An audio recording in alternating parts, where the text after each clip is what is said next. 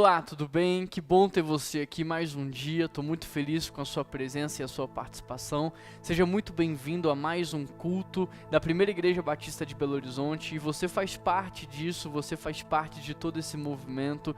E como pastor, eu estou muito feliz de ter você aqui.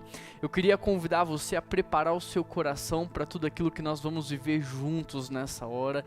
E não há melhor forma de fazermos isso a não ser orando. Então feche os seus olhos aí na sua casa, eu quero ter um tempo de oração com você, eu quero orar pela sua vida, porque o que nós vamos viver aqui hoje é espiritual e Deus tem algo de especial para trabalhar e tratar na sua vida. Então feche os seus olhos e vamos orar juntos. Deus, eu quero te agradecer pelo seu amor, eu quero te agradecer pela sua graça, pela sua misericórdia, Senhor. Muito obrigado por mais um dia que o Senhor nos deu e nós queremos viver esse dia para a honra e glória do seu santo nome, Pai. Deus, fala conosco, chacoalha, Deus, as nossas vidas, ó Pai, estremece as nossas bases, ó Pai, nos faça de novo, quebranta de fato o nosso coração. Nós queremos no dia de hoje ouvir a tua voz e receber aquilo que o Senhor tem preparado para nós, e é por isso que nós te oramos, e em nome de Jesus, Pai, amém. Estamos em uma série de mensagens chamada Cristão Não Praticante,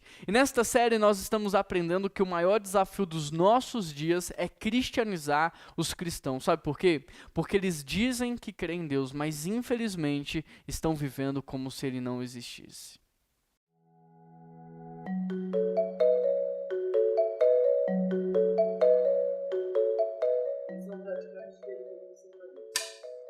Beleza, então, vamos falar um pouco de você. Você se sente à vontade com qualquer tipo de pergunta?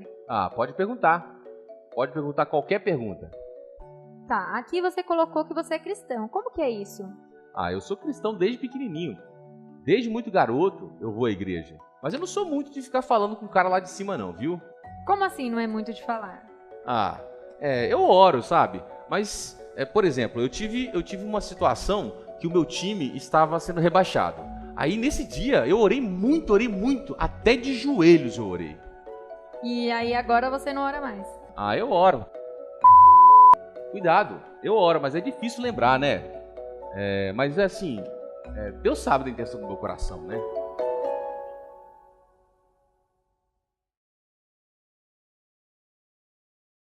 Na semana passada, nós falamos sobre cristãos que se envergonham da sua fé. E hoje nós vamos avançar, conversando um pouco mais sobre este assunto.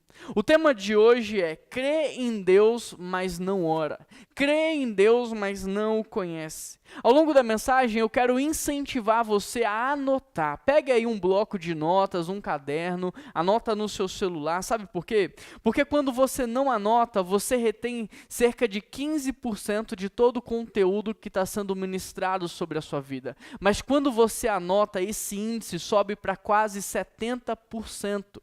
Então, para o seu próprio bem, para acelerar o seu crescimento espiritual, anote o máximo de informações que você conseguir.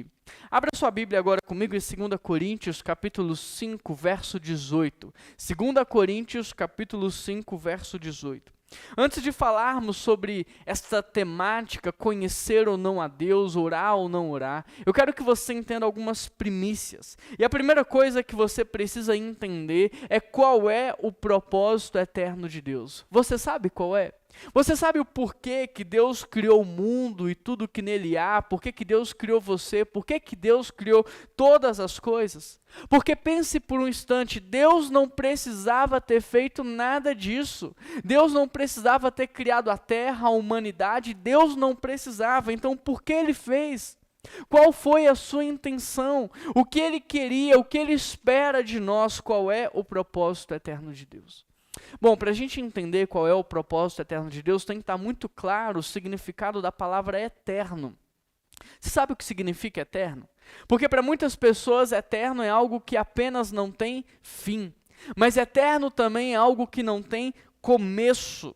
Ou seja, o propósito eterno de Deus, ele não vai começar a partir de alguma coisa, e ele também não vai terminar por causa de alguma coisa. E agora que você já sabe, então, essa importante informação, eu volto a te perguntar, qual que é o propósito eterno de Deus? Talvez você esteja pensando aí na sua casa, o propósito eterno de Deus é salvar o homem. Mas não é salvar o homem, por quê? Porque salvar o homem teve o início, quando? Em Gênesis 3. Antes da queda, o homem não precisava de salvação. Talvez você diga assim, então o propósito eterno de Deus é abençoar o homem. De novo, este também pode ser um propósito, mas não é o propósito eterno. Por quê? Porque abençoar o homem teve um início, onde? Em Gênesis 3.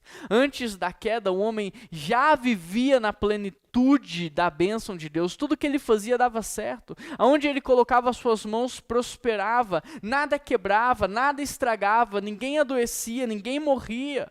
O que mudou isso foi a chegada do pecado. O que trouxe isso para a vida da humanidade foi o pecado. O que fez as coisas estragarem, as pessoas adoecerem e morrerem, foi o pecado. Portanto, também não é abençoar o homem. Então, qual que é o propósito eterno de Deus? Para a gente descobrir qual é o propósito eterno de Deus, nós precisamos entender o que Deus estava fazendo antes de criar o mundo, mas também o que todos nós um dia faremos ao longo de toda a eternidade. Você consegue imaginar o que Deus estava fazendo antes de criar o mundo? Olha o que a Bíblia diz, Gênesis 1, verso 2, parte A. A terra era sem forma e vazia. O que será que Deus estava fazendo neste contexto? Imagine algo vazio. Consegue imaginar algo vazio? Agora, imagine algo sem forma. Agora, imagine algo sem forma e vazio ao mesmo tempo. Isso é o caos. Isso não faz sentido na mente humana. O que será que Deus estava fazendo nesse contexto? Porque a Bíblia diz assim, no verso 3, e disse Deus, haja luz. Agora repare que Deus está dando uma ordem e ele vai ser respondido.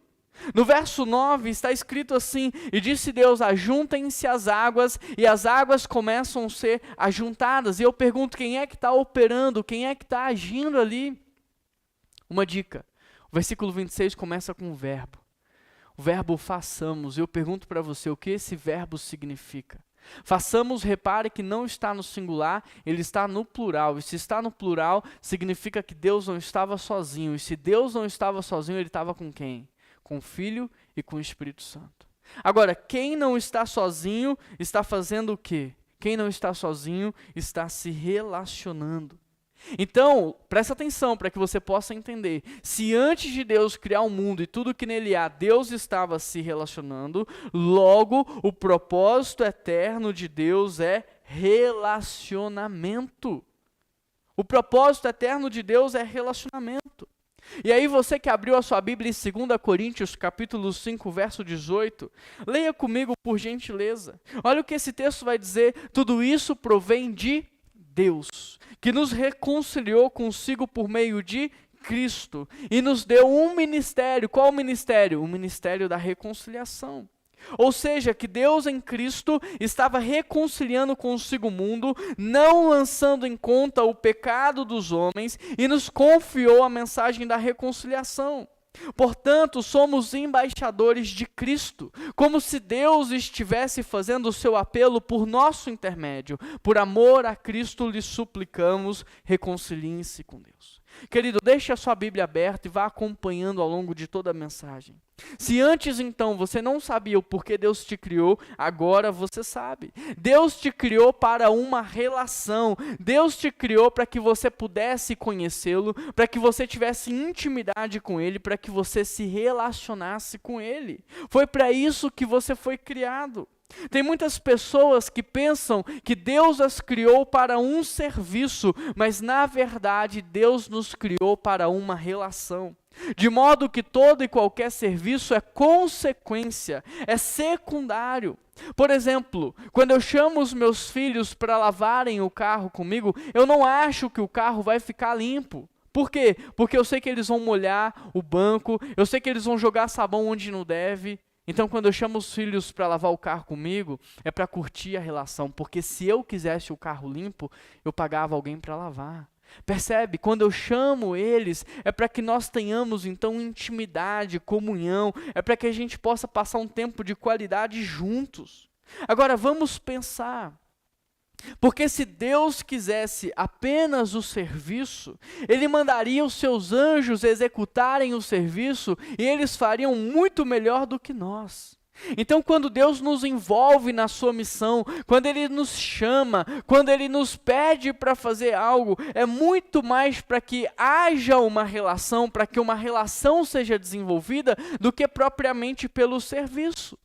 Quer ver uma coisa? Sabe quem são as pessoas que mais têm intimidade comigo hoje? São aquelas que trabalham comigo todos os dias. Sabe quem são os meus amigos? São aquelas pessoas que trabalham comigo. Portanto, entenda isso. Quando Deus te chama para algo, é para que você desenvolva uma relação de intimidade e cuidado com Ele. Deu para entender? Deu para perceber? Querido, a própria palavra chamado em hebraico tem a conotação de cuidado, de relacionamento.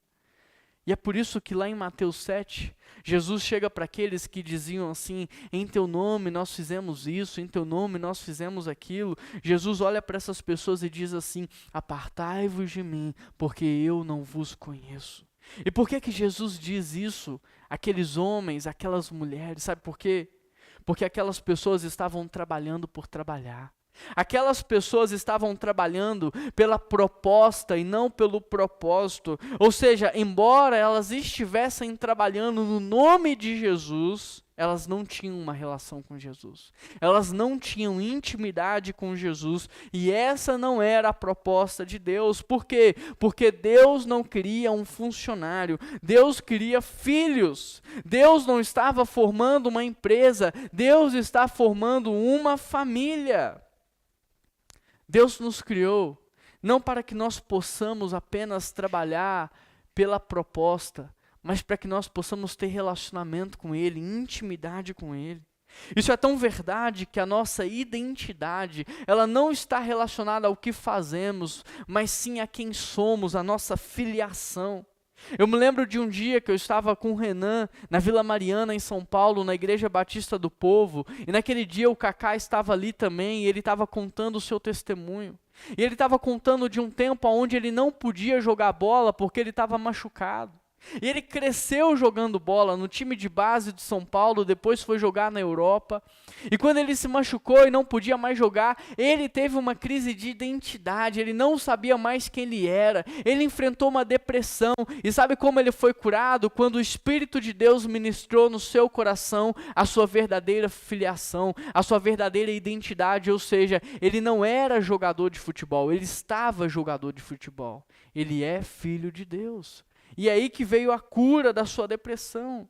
Querido, você é filho de Deus, você não é médico, você está médico. Você não é advogado, você está advogado, você é filho de Deus. A nossa função não é algo primário.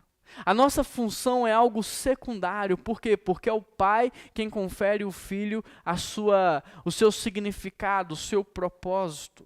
É o Pai quem confere ao Filho um motivo pela qual morrer. É o Pai que dá para o Filho um significado pelo qual viver. Querido, sabe por que há um monte de filho perdido na vida? Porque é o Pai quem confere propósito e significado para ele. Mas hoje nós vivemos uma crise de paternidade sem precedente. Porque hoje os pais estão mais preocupados em suprir necessidade do que suprir propósito, do que suprir identidade, do que suprir significado. Querido, se antes da criação sempre existe um propósito, então é o Criador quem confere à criação o propósito da sua existência. É o Criador quem diz para a criação o porquê ela foi criada. E você foi criado para se relacionar com Deus, você foi criado para uma relação, e a partir dessa relação, revelar para o mundo a identidade do Pai, revelar para o mundo a identidade da família, revelar para o mundo o reino de Deus. Só é possível revelar à família quem faz parte dela. Para vocês terem uma ideia, tudo que seus olhos veem foram feitos para facilitar o seu entendimento de quem Deus é. Quer ver? Qual que é a primeira coisa que você pensa quando você vê o mar? Como Deus é grande. Por quê? Porque a Bíblia diz que todo o oceano cabe na concha da sua mão. O que é que você pensa quando você vê a vegetação, as plantas, os animais? Como Deus é criativo. Percebe? Tudo foi feito para facilitar a sua compreensão de quem Deus é e facilitar o seu relacionamento com Ele. Olha a tecnologia. As coisas que mais fazem sucesso hoje são as coisas que facilitam o relacionamento. O carro, a internet, as redes sociais, o computador, as câmeras. Os aplicativos mais usados no mundo inteiro são aplicativos que promovem o relacionamento. O Facebook, o Instagram, o WhatsApp, o Twitter. Por quê? Porque nós somos feitos para isso. Nós somos feitos para o relacionamento. Agora, se este é o propósito eterno de Deus, então eu te pergunto, o que é pecado? Se o propósito eterno de Deus é relacionamento, o que é pecado? Pecado é a antítese do propósito eterno de Deus. Pecado, então, é tudo que quebra relacionamento. E foi justamente isso que aconteceu no Jardim do Éden. Repare que a serpente, ela só entra em cena quando Deus cria quem? Quando Deus cria a mulher. Antes de Deus criar Eva, a serpente fica na dela. Ela não faz nada, mas quando Deus cria a mulher, repare que é aí que a serpente entra. Por quê? Será que a serpente tinha um problema com a mulher? Será que o diabo tem um problema com a mulher? Não. Mas sabe com o quê? Mas sabe com o quê? Com aquilo que a mulher representa. O problema da serpente não é a mulher em si, mas sim a sua representatividade. Sabe por quê? Presta muita atenção. Deus tinha relacionamento vertical com a obra criada e relacionamento horizontal com o Filho e com o Espírito. Enquanto que o homem só tinha relacionamento vertical com Deus e com a obra criada, mas ele não tinha relacionamento horizontal porque não havia ninguém que fosse coigual a ele.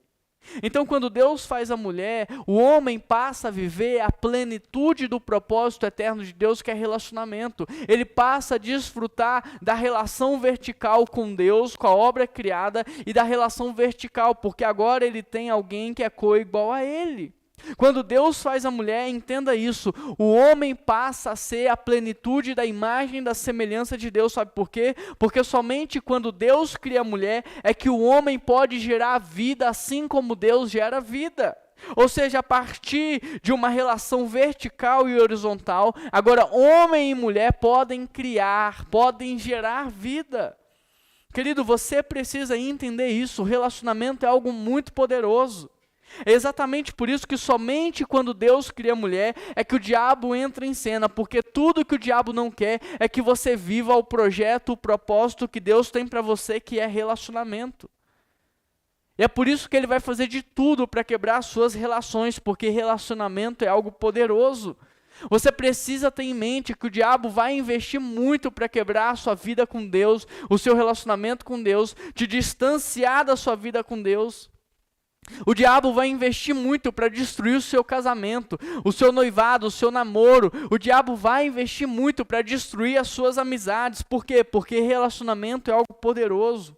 Filhos, entendam isso. Entenda o que o diabo está fazendo hoje. Porque pelo fato do diabo ser mais fraco do que a igreja, sabe o que ele está fazendo? Ele se infiltrou na igreja para rachar a igreja, para separar a igreja, para dividir a igreja em grupos divergentes. Sabe quando vem aquele pensamento em você, eu não concordo, não está me agradando, não é assim que eu penso, eu vou sair, eu vou me afastar, eu vou abandonar. Sabe quando vem esse tipo de pensamento na sua cabeça? Cuidado, porque você está deixando o diabo conduzir os teus pensamentos, você está dando brecha. Me dê um minuto da sua atenção. Nós vivemos hoje no país uma crise gigante. Nós vivemos hoje no país um conflito de ideias muito grande.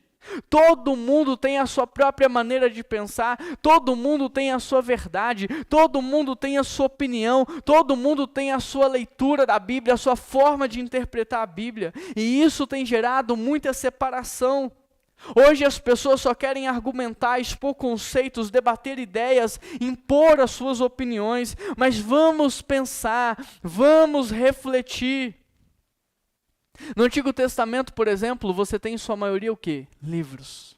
No Novo Testamento você tem na sua maioria o quê? Cartas. Ou seja, a literatura com o tempo mudou de natureza. Porque agora não são mais as ideias que contam, agora o que conta são as relações. Mas infelizmente os cristãos hoje se tornaram mais defensores de ideias do que de relações. Os cristãos hoje se tornaram muito mais defensores de ideologias do que de relações. Ou seja, queremos muito mais provar que estamos certos do que proteger os nossos relacionamentos. É verdade ou não é? Só que mais importante do que as ideias são as pessoas. O Novo Testamento, em sua maioria, são cartas. E Jesus, quando pediu para alguém escrever alguma coisa, o que ele pediu para escrever? Ele pediu João para escrever cartas às igrejas. E lá no fim de tudo, quando o Cordeiro for abrir o livro da vida, repare que o livro da vida não será um livro de ideias, mas um livro de nomes. Então o que realmente interessa não são as ideias, não são as ideologias, mas sim os nomes, as pessoas, as relações. Por isso chegou o tempo de enviar cartas e não de defender ideias. Ouviram isso? Este não é o tempo de defender ideias, esse é um tempo de enviar cartas. Hoje o tempo não é de ser escritor de livros, mas escritores de cartas. E para que você entenda o que eu quero dizer, a igreja é uma carta de Deus aos homens. A igreja é uma carta de Deus aos homens. A igreja não é um livro de ideias. A igreja é uma carta de Deus aos homens. Portanto, o diabo, como não pode contra a igreja, ele está dividindo a igreja através de ideias, ideologias. Ele está fazendo a igreja perder o seu tempo, ficar distraída. Ele está fazendo a igreja lutar contra a própria igreja, a igreja enfraquecer a própria igreja. Filhos, como o diabo não pode contra a igreja, ele está dividindo a igreja em partidos políticos, em defensores de ideologias. É ou não é isso que está acontecendo nos dias de hoje? Portanto, deixa eu te falar uma coisa. Não pense que você é mais inteligente do que a direita. Não pense que você é mais inteligente do que a esquerda. Vocês estão igualmente errados. Sabe por quê? Porque vocês estão sendo manipulados pelas mídias, pelo diabo. Você está sendo usado pelo inimigo. Presta muita atenção no que eu vou te dizer. A solução para este mundo não é a política. A solução para este mundo é a igreja. A solução para este mundo não é nem o marxismo e nem o capitalismo, é a igreja. Mas não um partido político transvestido de igreja. Não militantes transvestidos de cristãos, não. Os verdadeiros cristãos são a solução para esse mundo. Enquanto a igreja estiver dividida entre esquerda e direita, entre ideologia A e ideologia B, o diabo vai continuar fazendo a festa.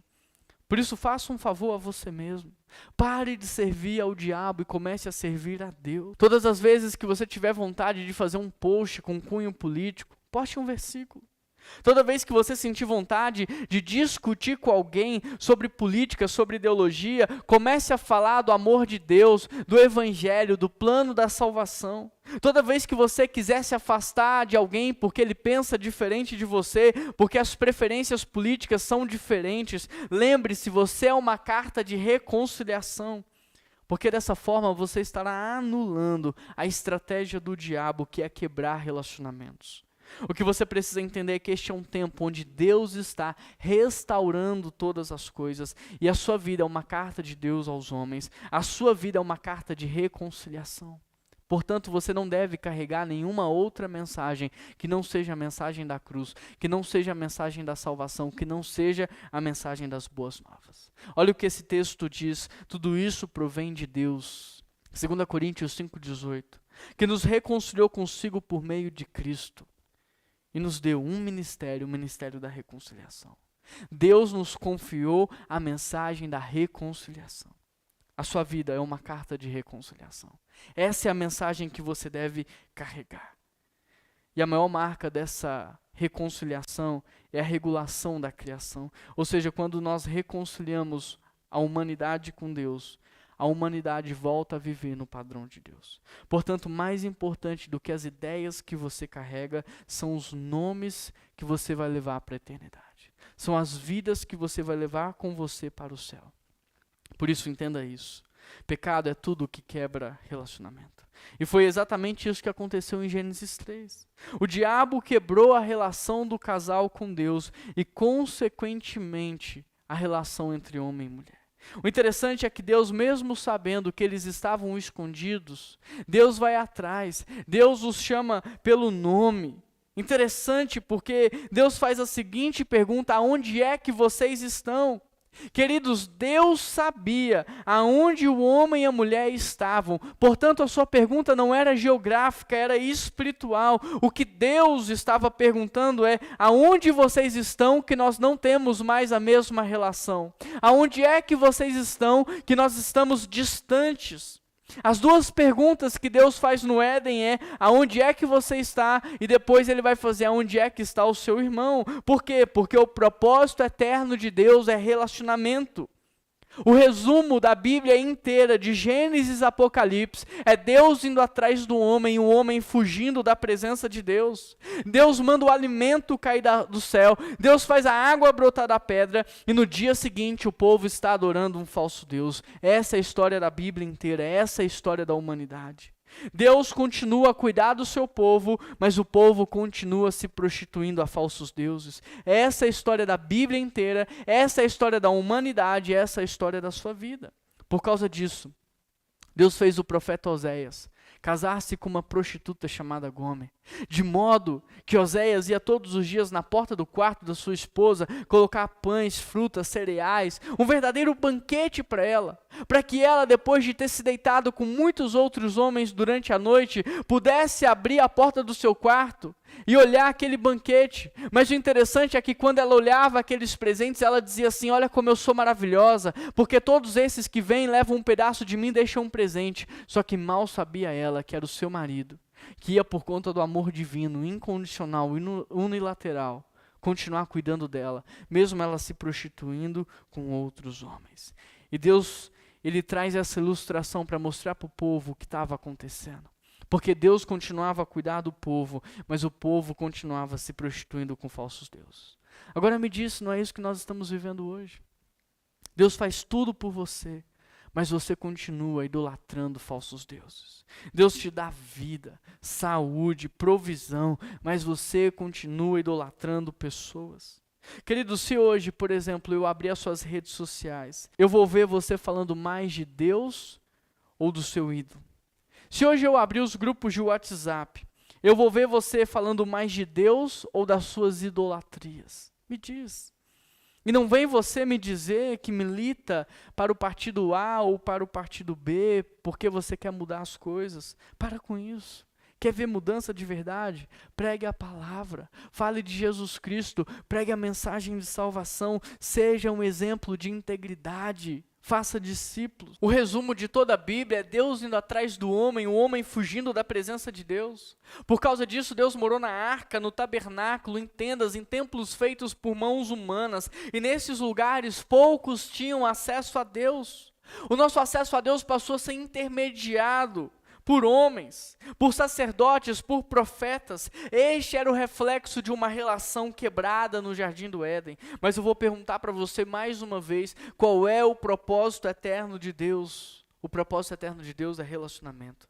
Sendo assim, Deus não mediu esforços para restaurar a nossa relação com Ele. Isso é tão verdade que Deus enviou o seu único filho para morrer no meu e no seu lugar. Sabe por quê? Porque se por um homem santo o pecado entrou no mundo, então por um homem santo o pecado também deveria sair do mundo. Só que depois de Adão não havia mais nenhum homem santo sequer, e é por isso que Jesus Cristo tem que abrir mão da sua glória, da sua divindade, para nascer como homem, para vencer a condenação do pecado, que é a morte eterna, e nos dar a vida. Deus não mediu esforços para restaurar a relação do homem consigo.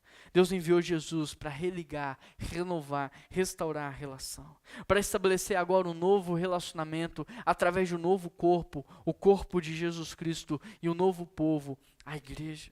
Deus não mediu esforços para restaurar a nossa relação com Ele. Deus enviou seu Filho para intermediar o nosso encontro com o Pai. Através de Jesus hoje não precisamos mais de sacerdotes para falar com Deus e nem de profetas para ouvir a voz de Deus. O véu se rasgou. Através de Jesus voltamos a ter livre acesso ao Pai. Por causa de Jesus, a Bíblia diz que há paz com Deus. Por causa de Jesus, hoje não somos mais alvos da ira, e sim do seu amor.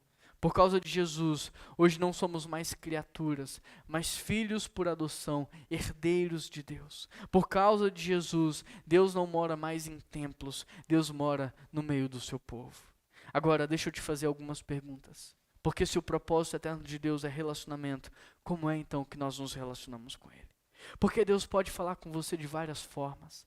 Através de uma pregação, através de uma canção, através de uma pessoa, de um sonho, de uma visão. Mas como é que você fala com Deus? Como é que nós falamos com Deus?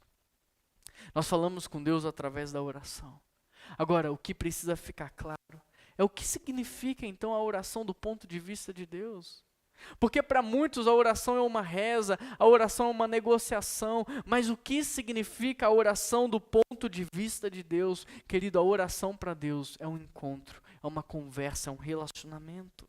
Agora, se a oração expressa relacionamento, então a oração definitivamente não é uma reza, não é um encontro de negócio. A oração é uma conversa que expressa o seu nível de intimidade com o Pai. O que acontece é que o diabo, como ele não cria, ele deturpa tudo o que Deus faz. Dessa forma, a oração que antes era um encontro de intimidade se tornou uma roda de negociação, uma reunião de negócios com Deus, onde nós entramos nela apenas para pedir, para cobrar, para impor, para determinar. A oração que antes era um encontro de intimidade, agora se transformou em uma reza, porque o tempo todo nós repetimos para Deus as mesmas palavras, como se fôssemos convencê-lo pela insistência. Querido, já imaginou se os seus filhos fizessem isso? Já imaginou como seria a sua relação com o seu filho se ele te procurasse só para te pedir? Já imaginou como seria a sua relação com a sua família? Se todas as vezes que vocês se reunissem, vocês falassem as mesmas palavras, repetissem palavras decoradas? Já imaginou como seria a sua relação com o seu filho? Se todas as vezes que ele fosse conversar com você, ele só usasse termos técnicos e títulos? Percebe? A verdade é que não haveria uma relação de intimidade, e sim uma relação de funcionalidade. Ou seja, somente diante das necessidades é que haveria uma relação, e isso não expressa intimidade, isso expressa funcionalidade. Agora me diz, fala a verdade, a sua relação com Deus é uma relação de intimidade ou uma relação de funcionalidade? Porque da mesma forma que não é isso que nós buscamos e queremos para os nossos filhos, também não é isso que Deus quer. Sabe o que eu mais gosto?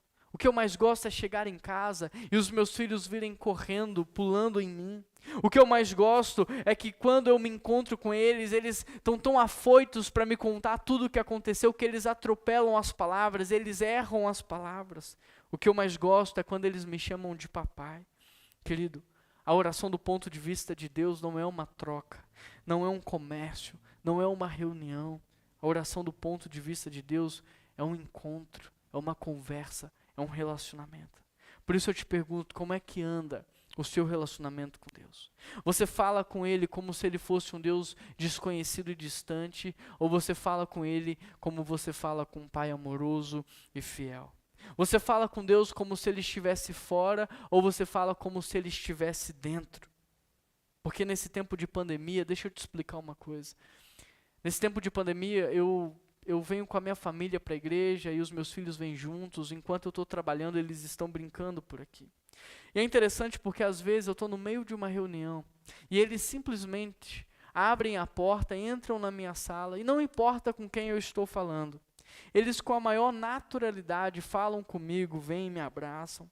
E sabe por que eles fazem isso? Porque eles têm confiança no Pai.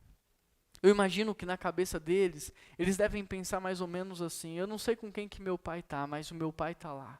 E se meu pai está lá, eu vou entrar porque eu tenho livre acesso a ele. Percebe?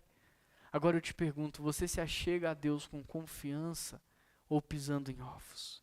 Como é que você chama a Deus? Como é que você fala com Deus? Porque a forma como você fala com Ele, como você o chama, expressa o quanto você o conhece, o seu nível de intimidade. Por exemplo, quem acabou de me conhecer me chama de pastor. Quem me conhece um pouquinho mais me chama de pastor Juan Nossi. Quem me conhece de muitos anos me chama de Juan. Quem me conhece dessa caminhada de discipulado, de trabalhar junto, me chama de paizão.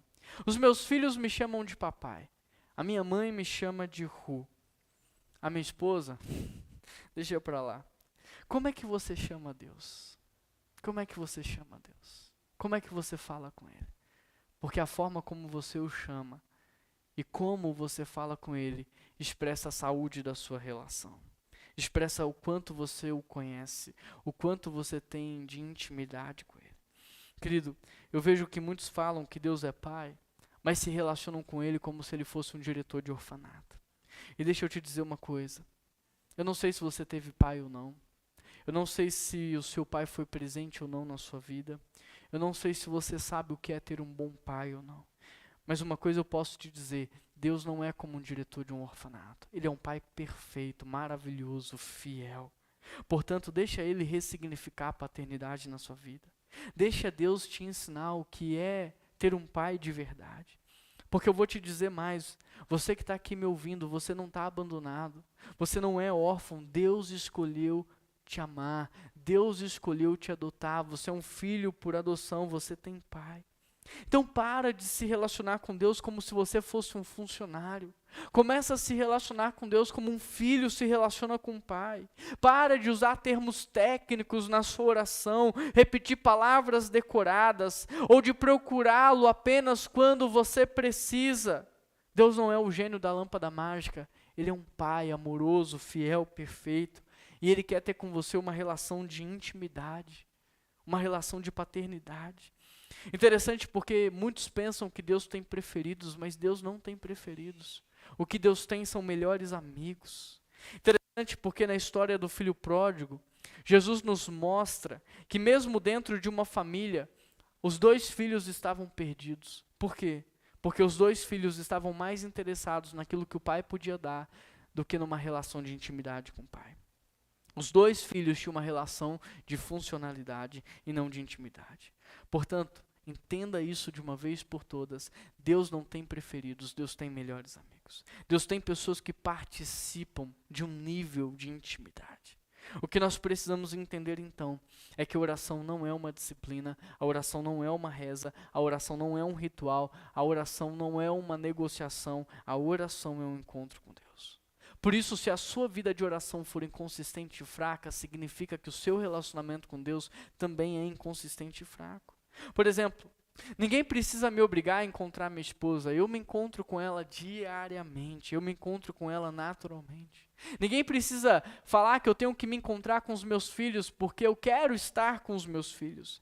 Ninguém precisa me incentivar a estar com os meus amigos porque eu procuro os meus amigos, eu quero estar com eles. Por quê? Porque eu os amo. E por isso eu me encontro com eles, e por isso eu vou atrás, e por isso eu invisto tanto nessa relação. Agora me diz, com as pessoas que você ama, você também não faz isso? Você não investe na relação, você não vai atrás, você não procura, você não busca? Então por que, me diz, você também não faz isso com Deus? Por que que você não investe na sua relação com Deus? Por que que você não o procura? Por que que você não o busca? Porque eu tenho chegado à conclusão de que não passamos tempo com Deus, sabe por quê? Porque nós não o conhecemos. Porque se de fato nós conhecêssemos a Deus, então seríamos como Moisés, Josué e tantos outros que não abriam mão de Deus por nada, que não trocavam a presença de Deus por nada nesse mundo. Querido, presta atenção. Se somos capazes de nos apaixonar por pessoas falhas, pessoas que erram, pessoas que mentem para nós, que nos machucam, imagina o que aconteceria se de fato você conhecesse a Deus. Você o amaria mais do que qualquer outra coisa nessa vida. Você investiria tempo nessa relação. Você passaria o dia pensando nele. Você tentaria o agradar de todas as maneiras. Você tentaria criar momentos de intimidade. Sim ou não? É por isso que em Mateus 7, então, Jesus chega para aqueles que faziam muitas coisas no seu nome e ele diz assim: apartai-vos de mim porque eu nunca vos conheci. Agora, só entre nós aqui, conhecer Deus conhecia, porque Deus é o Criador de todas as coisas. Então o que o versículo na verdade está dizendo é: apartai-vos de mim, porque nós nunca tivemos um relacionamento. Apesar de eu ter sonhado com você, apesar de ter te trazido à existência, ter criado você, ter pensado em você, você nunca se importou comigo. Você nunca me perguntou o que é que eu queria que você fizesse. Então tudo que você fez foi por você, foi pelo seu nome, foi pela sua fama, foi pelo seu bem-estar. Em João 3, Nicodemos chega para Jesus e diz assim: eu creio que você é enviado de Deus, eu creio que você é Jesus Cristo. Mas Jesus diz para ele, olha Nicodemos, tudo bem que você me viu, tudo bem que você crê, tudo bem. Mas se você quiser entrar no meu reino, necessário vos é nascer de novo. Por quê? Porque nós nunca tivemos um relacionamento.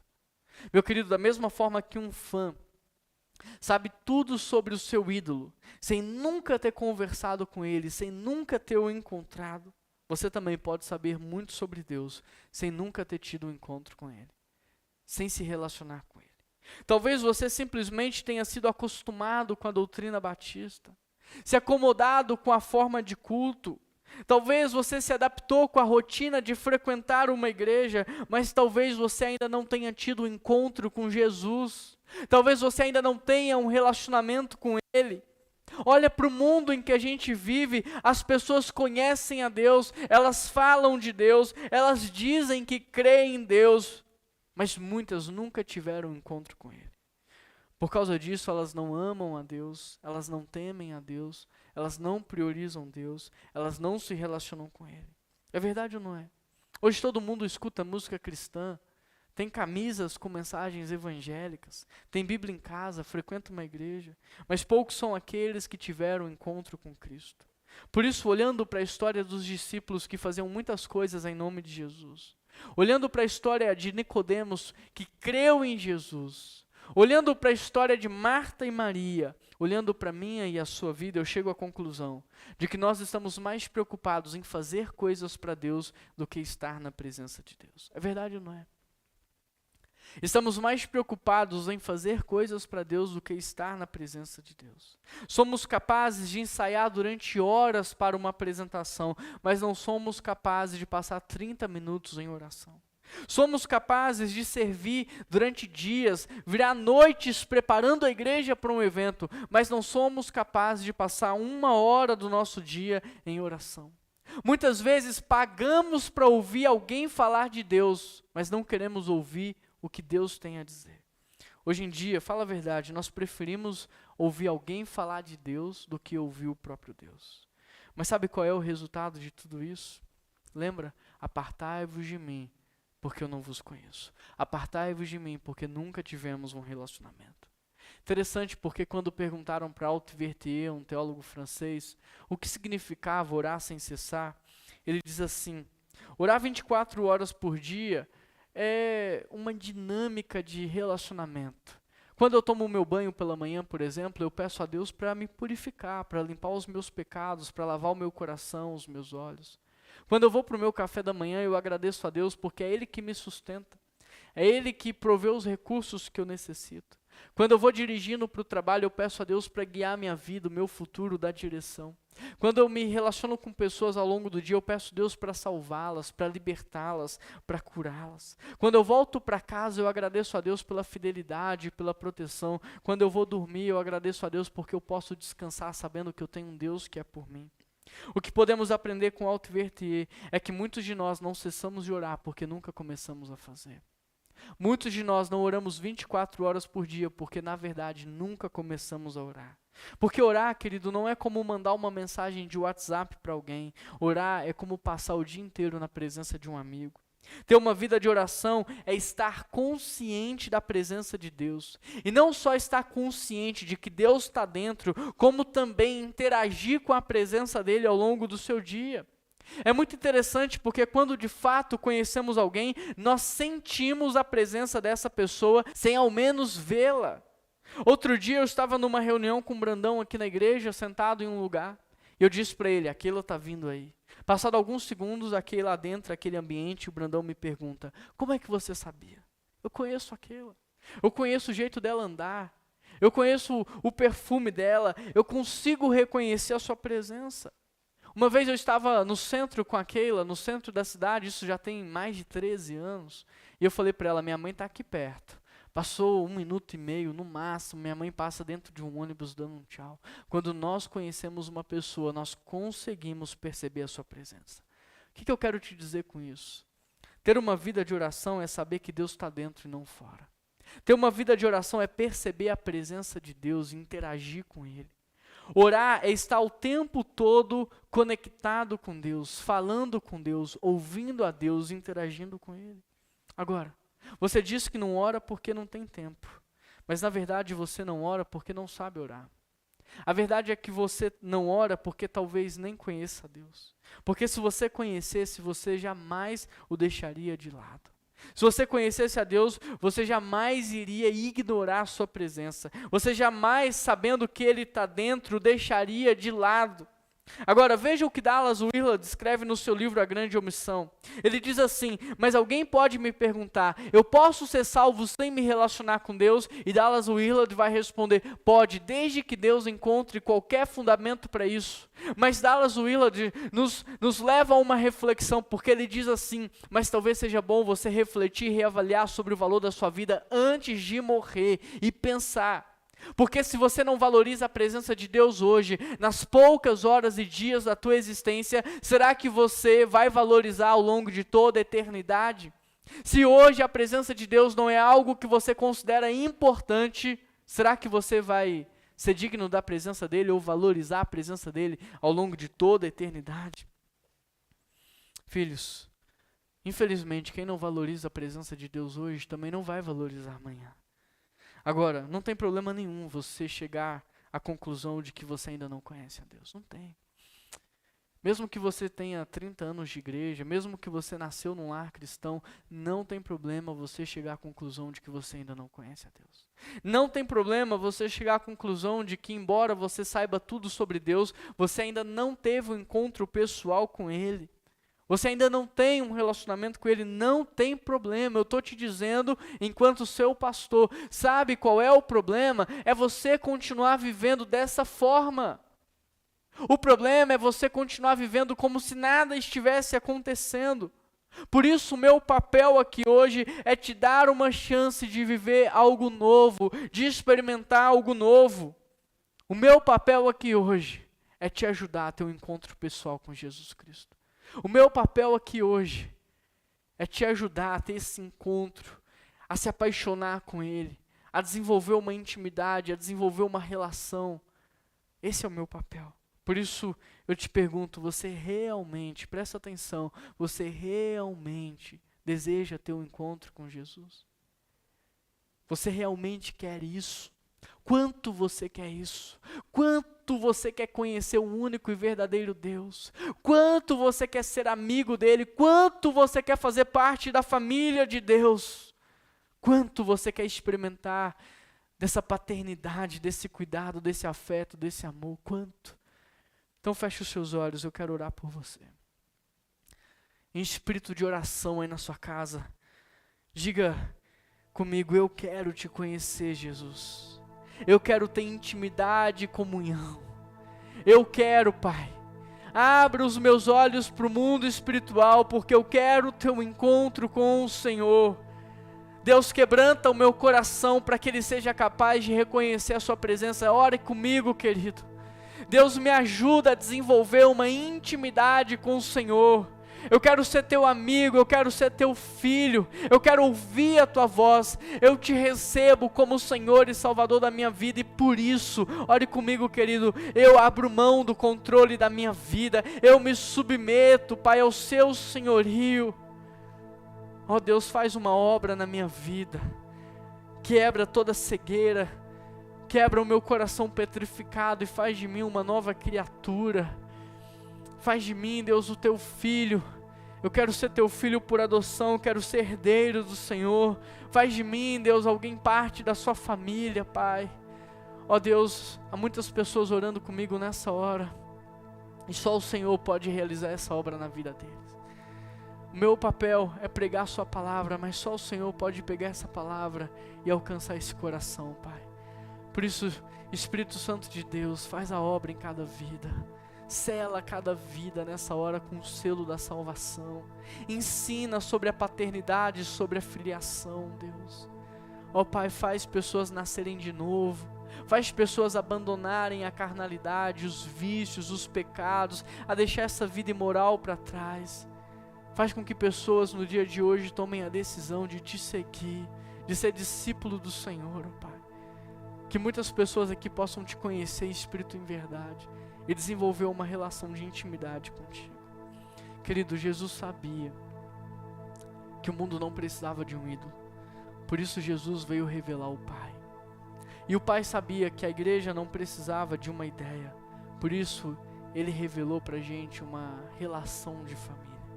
Sabe o que Deus está fazendo ao longo de toda a história da humanidade? Sabe o que Deus está fazendo agora, neste exato momento? Deus está formando uma família para si.